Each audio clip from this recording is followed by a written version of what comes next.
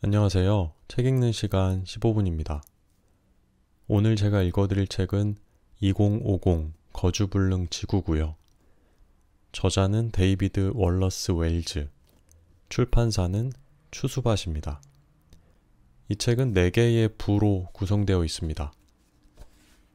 1부의 제목은 이것은 자연재해가 아니다. 2부의 제목은 12가지 기후재난의 실제와 미래. 3부의 제목은 기후변화 시대는 사회를 어떻게 바꾸는가. 4부의 제목은 인류 원리, 한 사람처럼 생각하기입니다. 각 부는 다시 여러 개의 장으로 나뉘고 각 장은 다시 여러 개의 이야기로 나뉘는데요. 1부와 4부만 장으로 나뉘지 않고 여러 개의 이야기로만 나뉩니다. 그럼 1부부터 읽어드리도록 하겠습니다. 1부. 이것은 자연재해가 아니다. 상황은 심각하다. 생각보다 훨씬 더 심각하다. 기후변화의 진행 속도가 더디다는 주장은 판타지 동화 수준의 착각이다. 어쩌면 기후변화가 아예 일어나지 않고 있다는 주장만큼이나 위험한 착각이다. 게다가 이런 주장에는 여러 거짓 위안이 함께 딸려 나온다.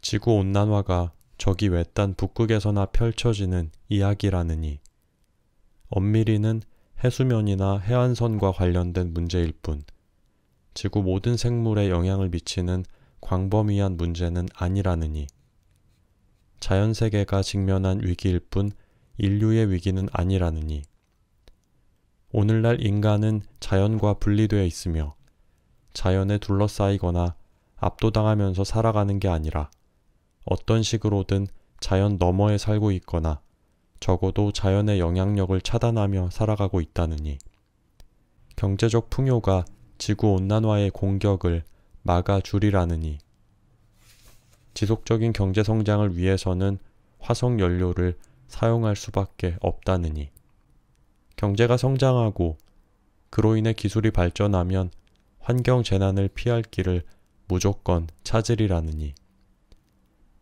인류 역사를 통틀어 비슷한 규모의 위기는 얼마든지 존재했으므로 이번 역시 자신감을 가지고 지켜봐도 괜찮다느니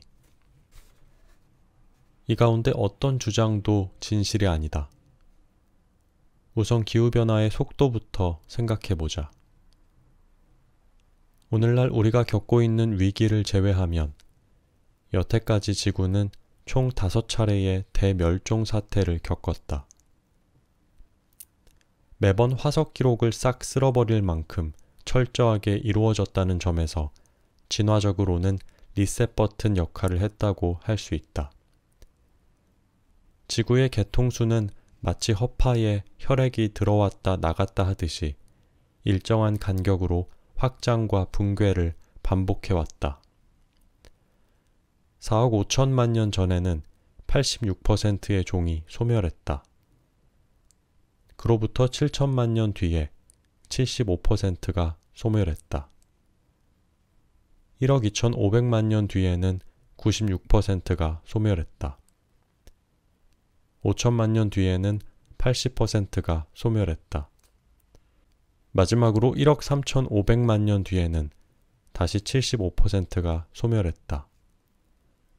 현재 10대를 지난 독자라면 고등학교 시절 교과서에서 이런 멸종이 소행성 충돌 때문에 발생했다고 배웠을 것이다. 하지만 공룡이 멸종한 경우를 제외하면 사실 대멸종은 모두 온실가스에 의한 기후변화와 관련돼 있었다. 가장 악명 높은 케이스는 2억 5천만 년 전에 발생한 대멸종이었다. 이는 이산화탄소가 지구의 온도를 5도 증가시키면서 시작됐고 그로 인해 또 다른 온실가스인 메탄이 방출되면서 가속화됐으며 결국 일부 종을 제외한 모든 생명체가 죽음에 이르고 나서야 종결됐다. 그런데 오늘날 인류는 그때보다도 훨씬 빠른 속도로 대기 중에 이산화탄소를 배출하고 있다. 전문가 대부분이 적어도 10배는 빠른 속도라고 추정하고 있다. 산업화가 시작되기 전의 인류 역사랑 비교하자면 최소한 100배는 더 빨라졌다. 또 대기 중 탄소량은 지난 80만 년 가운데 어느 때와 비교하더라도 좋기 3분의 1 이상 늘어났다. 어쩌면 1500만 년 전까지 비교하더라도 똑같은 결과가 나올 것이다. 그때는 인류가 존재하지도 않았던, 해수면이 지금보다 30m 이상 높았던 시절인데도 말이다. 많은 사람들은 지구온난화가 산업혁명 이후 여러 세기에 걸쳐 쌓였다가 이제야 갚을 때가 된 도덕적, 경제적 부채와 같다고 생각한다. 하지만 대기 중에 배출된 탄소 중 절반 이상은 불과 지난 30년 사이에 배출됐다. 다시 말해 우리가 지구의 운명에 그리고 인류의 삶과 문명을 지탱하는 지구의 능력에 얼마나 큰 피해를 줬는지 계산해보면 엘 고어가 기후 문제를 다루는 책을 처음 출간한 이후의 피해가 지난 수백 수천 년 동안의 피해만큼이나 막대하다는 뜻이다. 이미 1992년 유엔에서는 기후변화 협약을 체결함으로써 기후 문제에 대한 과학적 합의를 세계적으로 공표한 바 있다.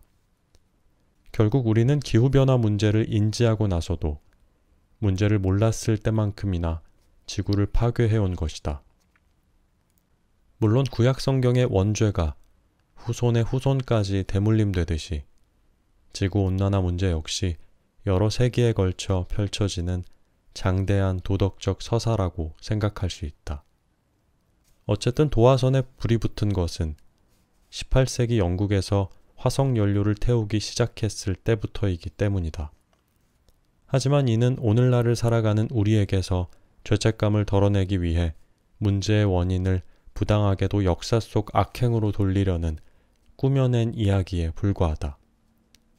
사실 화석연료는 절반 이상이 사인필드 첫 방송 이후에 사용됐다.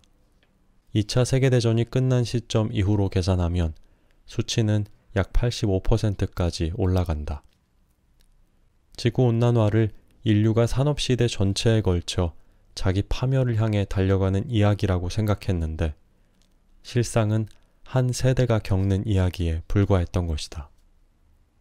누군가 세레나, 바르미츠바를 치르고 나서 명을 다하는 사이에 지구는 안정된 모습을 잃고 재앙 직전까지 다다르고 말았다. 첫 번째 이야기. 이미 이산화탄소 한계치를 넘어선 지구. 우리는 그 한 세대에 어떤 이들의 삶이 포함되는지 잘 알고 있다. 내 아버지가 태어나신 1938년에는 대부분의 사람들이 관찰하기에 기후 시스템이 안정돼 보였다.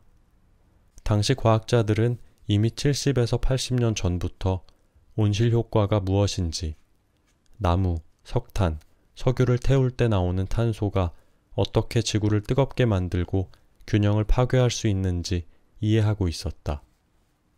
하지만 그 영향이 어떨지는 아직 제대로 이해하지 못했기 때문에 지구온난화는 관측된 사실이라기보다는 아주 먼 미래에나 이루어질 암울한 예측 정도로 여겨졌다.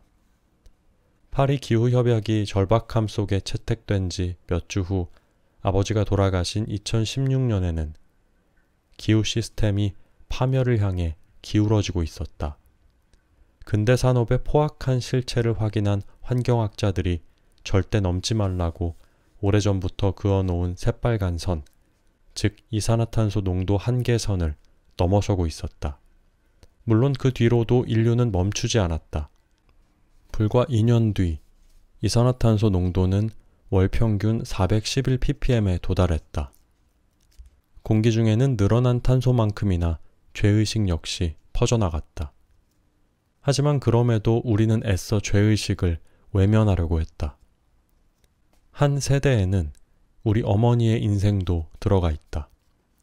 1945년에 내 어머니는 수용소 소강로에서 친족을 잃고 달아난 독일계 유대인 부부 사이에서 태어나셨고 현재 73세의 나이로 미국이라는 상품 천국을 즐기고 계신다. 물론 이 천국의 기반에는 불과 한 세대 사이에 중산국가로 발돋움한 개발도상국의 공장들이 자리하고 있다. 여기에는 전기, 자가용, 항공여행, 붉은 고기 등 소비를 부추기는 온갖 유혹과 화석연료를 사용해 얻을 수 있는 온갖 특혜가 함께한다. 어머니는 58년 동안 필터 없는 담배를 피워오셨고 요즘은 중국에 담배를 박스 단위로 주문해 받아 피우신다. 한편 한 세대에는 최초로 기후변화 문제를 공개적으로 경고한 수많은 학자들의 인생이 담겨 있다. 놀랍게도 그들 중 일부는 아직도 현역으로 일하고 있는데 그 짧은 기간 사이에 인류는 지금처럼 막다른 길에 다다른 것이다. 심지어 일부 학자들은 연구 초창기에 엑슨사로부터 자금을 지원받기도 했다.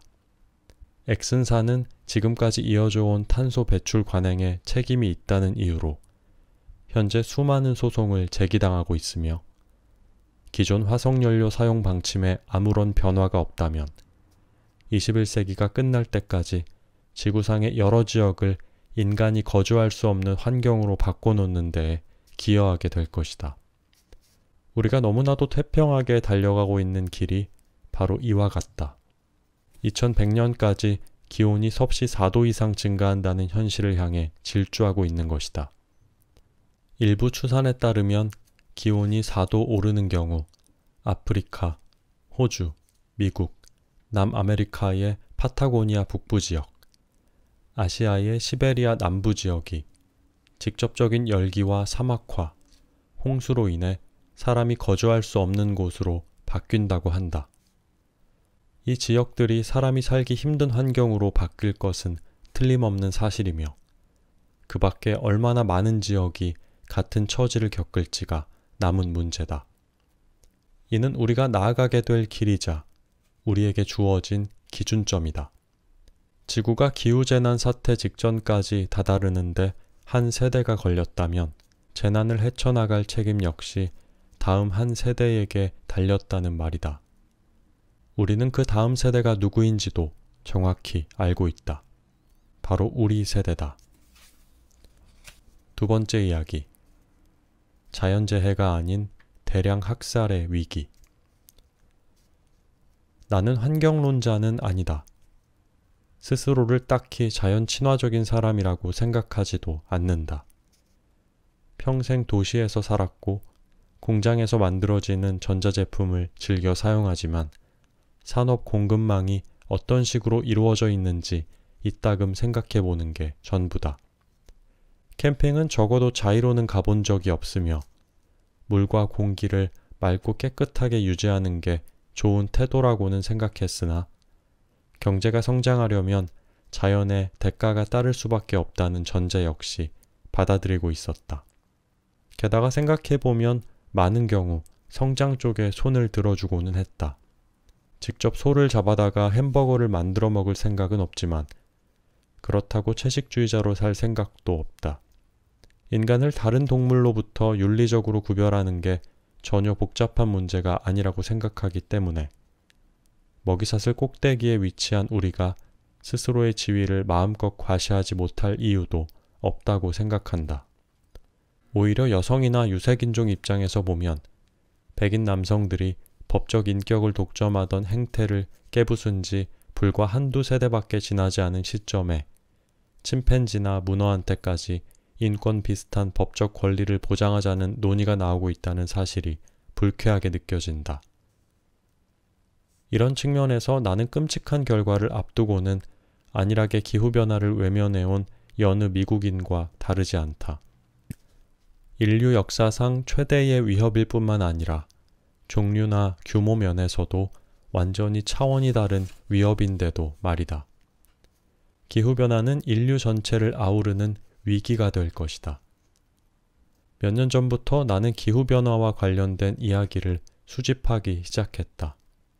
가장 사소한 이야기조차 꾸며낸 것처럼 느껴질 만큼 무시무시하고 기괴하면서도